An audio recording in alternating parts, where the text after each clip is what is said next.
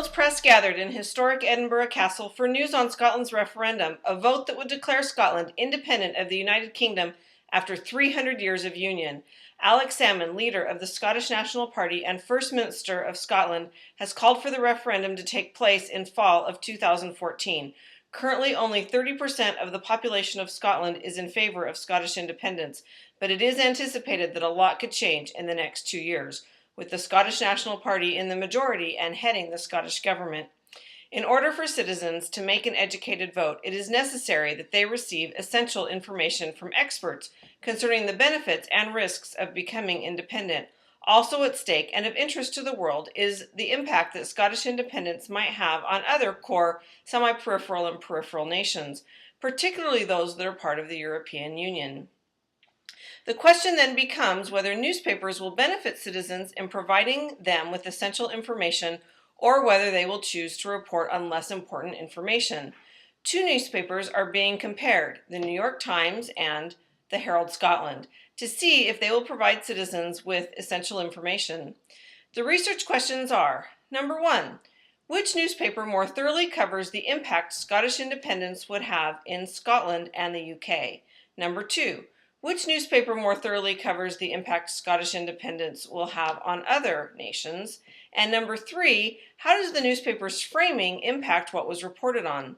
To answer the research questions, I collected 13 articles, 6 from the New York Times and 7 from the Herald. Using cluster criticism, I read each article, determining which topics were discussed. I then created an Excel spreadsheet to evaluate the topics. This clustering allowed me to see what the focus of the articles were for each of the newspapers. First, let's look at the topics that were not essential, that would not help Scottish citizens make an educated vote or assist others in understanding the impact of Scottish independence. Half of the New York Times articles discuss the history of Alex Salmond, the Scottish National Party, and the movement for Scottish independence and Scottish devolution. This seems reasonable as citizens of the US know far less about the UK government. Almost every article in the New York Times and 2 of the 7 at the Herald discussed whether or not Scotland has the right to vote for independence. Other topics covered were how the referendum should be worded and what should be included in the referendum. Also of interest was whether an affirmative vote would be legally disputed. The one topic in the Herald Scotland not reported on in the New York Times was the interest that other nations have in the vote. Most of the topics and most of the coverage of both newspapers did not provide information on the impact of Scottish independence. However, there were some exceptions. First, let's look at the essential topics covered by the New York Times. On February 13th, an article discusses whether or not Scotland will be automatically allowed into the European Union. It quotes Nicola Sturgeon, Scotland's Deputy First Minister, as saying that Scottish independence could usher her country smoothly into the European Union as a separate member. But the article offers a counterpoint from a Joe Merkins. He's a lecturer in the law department at the London School of Economics and Political Science. He says that Scotland would have to reapply as a new applicant state. His claim is that it is 100% clear under European Union law. One main concern of Scottish independence on other European nations is highlighted in this same article. The concern is that if Scotland separates from the United Kingdom, other separatist movements will gain momentum, and such movements are currently in place in Spain, France, and Italy. The second article that covers the significant topics of Scottish independence was on February 16th. This article brought to our attention one issue that may have a huge impact on the success or failure of an independent Scotland, and that is who will have the rights to the North Sea oil. The article quotes Salmond as believing it would belong to Scotland alone and would be worth more than $45 billion in the next 20 years. This article goes on to attempt to show a balance in the benefits to an independent Scotland as well as the benefits of remaining a union.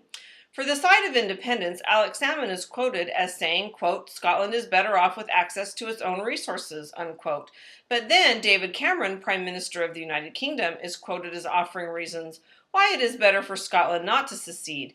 His reasons are counting for more in the world, having a permanent seat on the United Nations Security Council, real clout in NATO, and a unique influence with allies all over the world. Now let's turn our attention to the Herald Scotland's coverage of essential topics.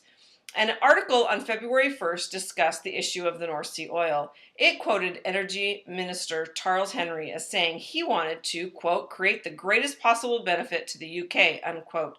This was countered by a quote from the Scottish government arguing that, quote, international law will award Scotland the majority of the North Sea oil and gas reserves in any divorce from the UK, unquote. Mr. Hendy, in a letter to the Oil and Gas UK, stated that he was aware of the upcoming independence referendum and that it was a point of uncertainty. While this article could not determine the future of the North Sea oil, it did offer great insight to the controversy that lie ahead. The next article on February 1st brings up the issue of whether or not Scotland will be allowed back into the European Union as an independent country. The article quotes Peter Hain, former European minister, as saying that Spain would be bitterly opposed and could veto Scotland's membership. He is also quoted as saying, quote, Scotland of course can be independent if it wants to, unquote, but then he goes on to say that he believes it would be weaker, wouldn't have as much influence in the world, and may not get back into the European Union. No counterpoint is offered to Mr. Hain in this article. Next, let's look at an article written February 22nd. This article reports on a speech given by UK Education Secretary Michael Gove. In his speech, Gove warns of English nationalism. He stated that he believed that the UK is better working together. He indicates a growing attitude of, if the Scots want to leave, just let them, but states that he believes this is the wrong attitude. While this is a great article discussing opinions in the UK outside of Scotland on the impact of Scottish independence, it only reports on a single man's opinion. The answer to my research questions are as follows. Question number 1. Which newspaper more thoroughly covers the impact Scottish independence would have in Scotland and the UK? My hypothesis was that the Herald Scotland would cover these essential topics more thoroughly.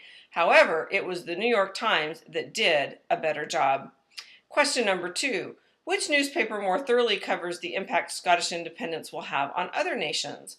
My hypothesis would be that the New York Times would look at the impact on other nations more than the Scottish Herald would. However, the two newspapers covered this equally. Of note, however, is that the only countries discussed were other European nations. Finally, question number 3. How does the newspaper's framing impact what was reported on? In looking at the perspective or framing of the New York Times articles, all but one article framed it as Salmond versus Cameron, using warlike terms such as battle lines, legal rights, torturous, prize, annihilation, conquering, outmaneuvered, and opposition. It appears that the New York Times wants us to look at Scotland as being at war with the United Kingdom. Not one article gave any insight as to what impact an independent Scotland would have on our own country or that of our allies. The framing of the Herald is very different. Their articles have the perspective of being a spectacle. The articles focused on what everyone else is saying and thinking about Scotland. This focus on what everyone else thinks has prevented the Herald from reporting on the most important topics for the citizens of Scotland.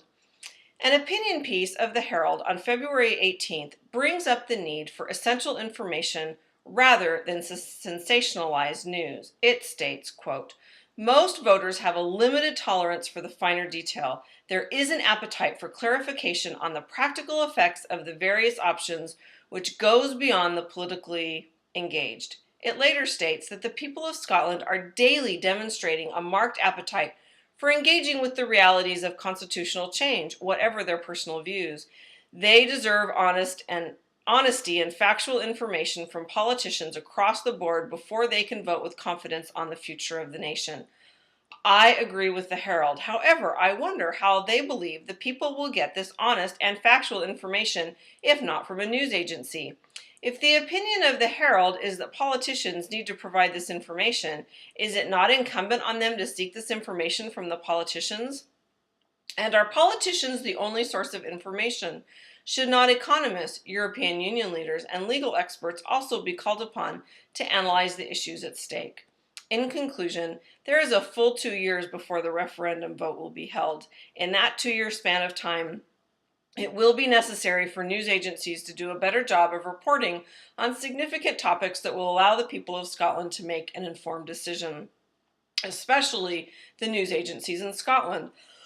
In addition, news agencies need to be reporting on the impact either decision will have on the rest of the world, so that countries can anticipate the consequences of the vote.